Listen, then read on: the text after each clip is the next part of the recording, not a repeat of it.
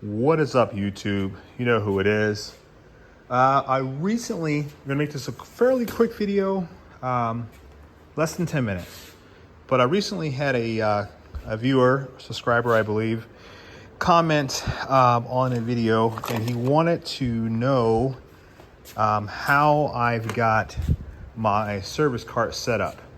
And it's a mess, I'm gonna be honest with you. But my shop, my own personal shop, is active all the time, whether it be myself working on a vehicle or equipment or whatever.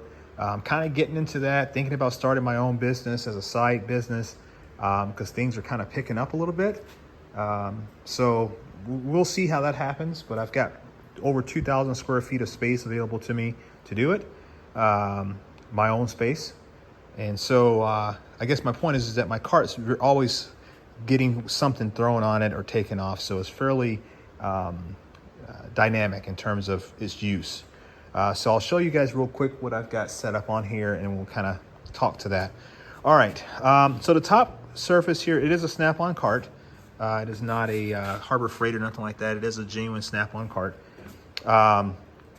It is, I got on top here is my Capri Tools sockets. These I run pretty aggressively, like I shared in other videos. I run them on impact guns because I'm trying to really stress test them in the worst conditions possible. And we all know that we all use chrome sockets on impact guns, so don't tell me you don't, because I know better. And so I have 3/8 drive deeps and shallows. I have 1/4 inch drive deeps and shallows. I have some cheaper Tractor Supply hex in both metric and SAE. Some Torx, which are crappy. They broke on me. So I've got a set of Cornwell Torx coming my way. Shout out to Steve-O for hooking me up on that. And a set of, or 10 millimeters essential kit here, which has, you know, this is like, I think this is Tractor Supply, or no, this is Duralast. But it's got, you know, pretty much everything that you could possibly need in terms of a 10 millimeter socket. There's random drill bits on here. There's, you know, polishing pads. You see a lot of bodywork type stuff on here, because that's what I've been doing here most recently.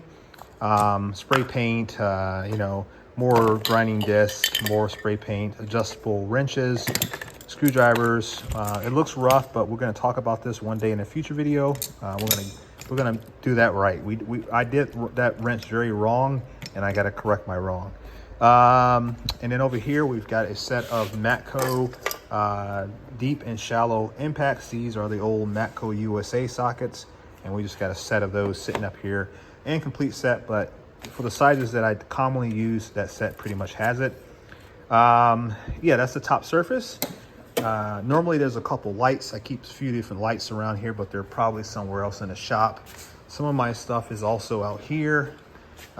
Just random stuff that I've been working on and just kind of sitting around, so forgive me for that. In the drawer here, we keep a ton of wrenches. So I have metric wrenches over here. These are the Cobalt USA wrenches that are highly desirable. No one can ever find them, and when they do, they're really expensive. I paid, I think it was 50 bucks for both the metric and the SAE set. I found them, and I drove almost an hour to go get them.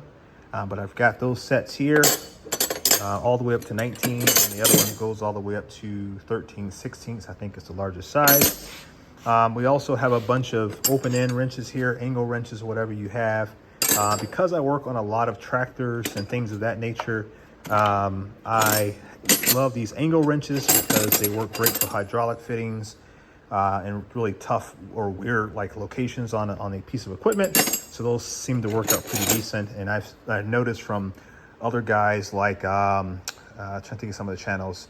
Oh God. I can see his face, cannot think of his name, to save my life. It's a tool thing. It's a tool thing. Kenneth, I think his name is. He has a lot of different angle wrenches. And so when I started kind of getting into more of a industrial or agricultural equipment, I kind of watched what he did, and I kind of emulate what I saw, the different types of tools and whatnot he was using. So shout out to him. It's a tool thing. Check him out on YouTube. But yeah, a bunch of different angle wrenches. And I like to run some of the older stuff because people pass the stuff up all the time, and our flea markets and antique shops and stuff like that. But it's all USA made stuff, good American steel. high quality stuff that's been around for a long time and it's held up to the test of time. So that's why I run that. Biggest size I've got is 1.25 inch.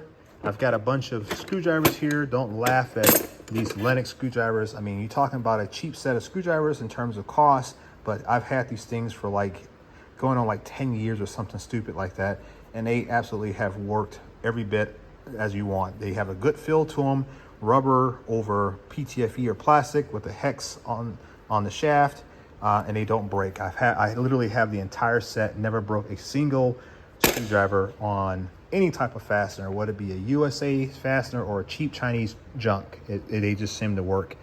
Do have a set of cheap Icon picks, just because I want to try them out. They're pretty good. They work. Behind here, I've got for hubs. I do a lot of brake jobs, and so I keep the hub cleaning tools back there. I've got Allen keys back there, both metric and SAE. More wrenches. This is that one wrench that I broke it, and then I ended up welding it back together, and it's held up. But it's old Armstrong, so it breaks, I'll weld it back up again. Just more random wrenches back here.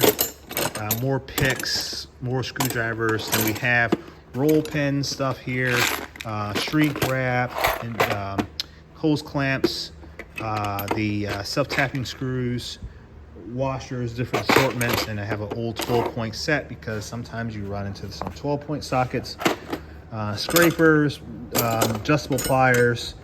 There's the hub cleaning tool right there. Yeah, and a big monkey wrench, or whatever you want to call it, pipe wrench. This one here, I found it at an antique shop, and it worked really, really well. And it is a Super Ego, which Super Ego is, funny enough, I think they were the first ones who ever came out with the Knipex type profile.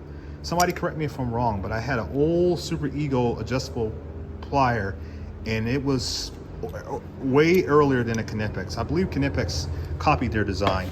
So on the bottom here, it's just kind of random stuff. We've got fluids, you know, we got face masks for grinding, different sanders, air sanders, electrical sanders. I got a lot of body clip tools for, like, if I'm doing like door panels. If I take one off and break the clips, I carry a bunch of those just because it happens to me more often than what I like to admit. Grease guns, because when I'm doing tractors, obviously you got to grease everything up depending on what the service intervals are calling for. I don't have an automatic grease gun. I really should probably invest in one, but I'm a cheap dude, so it is what it is. Bunch of wire wheels for cleaning stuff off, a bunch of extra blades, because sometimes you know, you need to sharpen one as opposed to put a new one on there. Because I end up doing a lot of stuff on older equipment, I carry this like you can find at a bolt supply store, so I can check different thread pitches and whatnot. And then I have suspension tools. You know, I keep stuff like that around here. Sanding blocks, more cutting discs, some electrical tools, and then that's pretty much it. If there's something I need, like an impact gun, then I've got 2 toolboxes I can run over to, and I can grab those things out.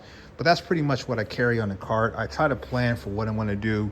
So if I know that I'm going to be, you know, doing something like, say, suspension work or whatever the case may be, I'll simply grab what I need, toss it on the cart, and then you know, off I go.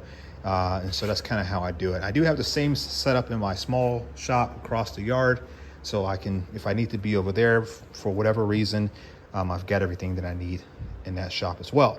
So that is my setup. I do have a bolt tray here, magnetic bolt tray. I just throw like fuel injectors and stuff like that, but different bolts. A brighter cobalt light.